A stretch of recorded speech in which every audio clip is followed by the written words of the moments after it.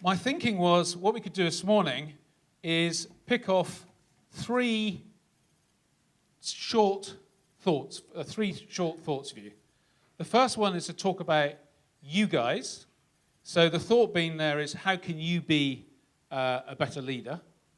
The second one's going to be talent, and we all know that that's probably our biggest issue.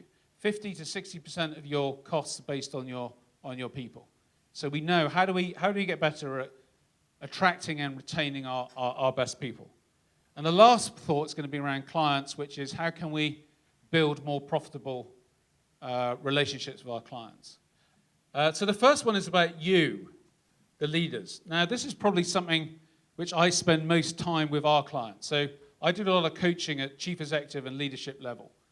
And the first challenge is the thought about shifting people from being a founder of a business to being a leader of a business. And people get very stuck, in my experience, on this.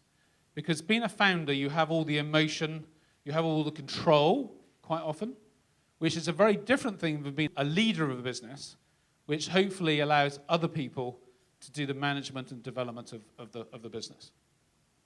So a lot of time, the challenge is, what kind of role are people having? There's a very good question. If you want to coach yourself or any of your colleagues, there's two questions to ask. What do I want to do more of? And what do I want to do less of? And when I do coaching with the leadership teams, it's fascinating what people end up writing. Because if you have a list of what do I want to do more of and what do I want to do less of, and then you can compare that to the last month's diary, guess what the actual output of most people's leadership is? It's the stuff which don't want to do very much of. And often, for leaders and founders of businesses, it's about go back to doing the things which they're brilliant at. Finding professional managers perhaps to do the finance, rather than be sitting there doing bank reconciliations on a Monday morning. The other challenge is this thought of succession. As I mentioned, we're very privileged in a sense around the world. We work with some of the leading sort of Marcom agencies. And the ones, if you look at the brands which have been really successful over decades, there is one unifying sort of structure, and that is they are brilliant at succession. They work incredibly hard at identifying very talented people in their 20s. They over-promote them, and they then encourage and support them to become their leaders. And most of the leaders of these businesses are literally grown within the company. So those are sort of three challenges. Big successful agencies, to sort of address those, the first one is they've managed to move from ego to culture. In other words, they remove the ego of the individual and they build a culture which is sustainable beyond the individual, or the founders, if there's a plural of them. And a lot of the work we do is trying to get people to understand what do they let go of and what do they retain when they build a strong culture. Succession planning, I've mentioned. And then the last one is something which I've just noted that the more successful businesses we work with always have some kind of outside influence.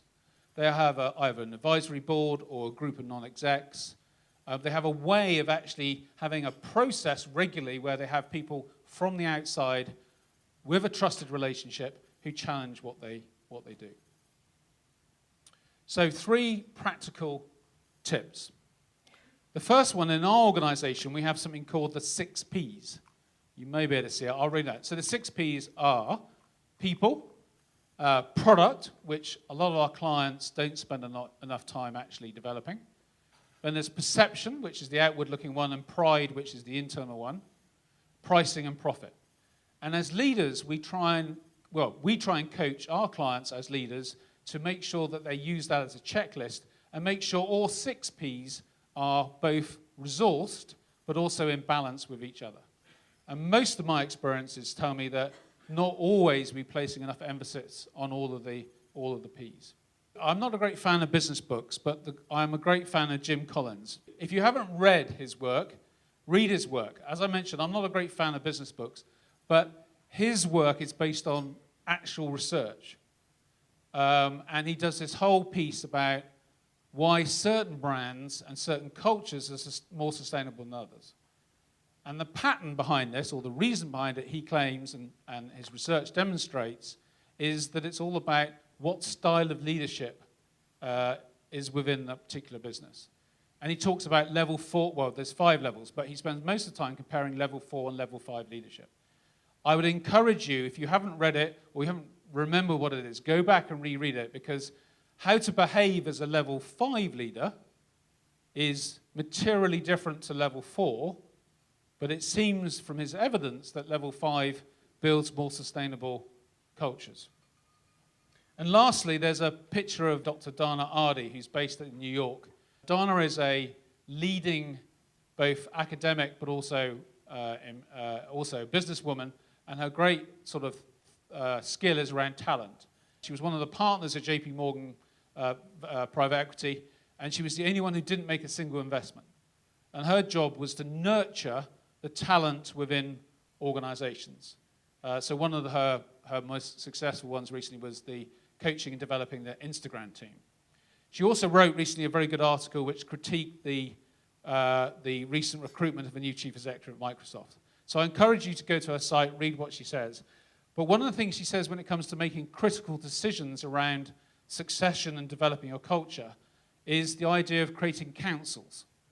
The idea of getting mixtures of people from across the organization to really not necessarily do the recruitment process, but give feedback to those people who are in charge of making any sort of critical decision for the business. Again, all this stuff is brilliant, simple common sense. The hard thing is we forget to actually do it day to day, and we need to sometimes build system processes to do that.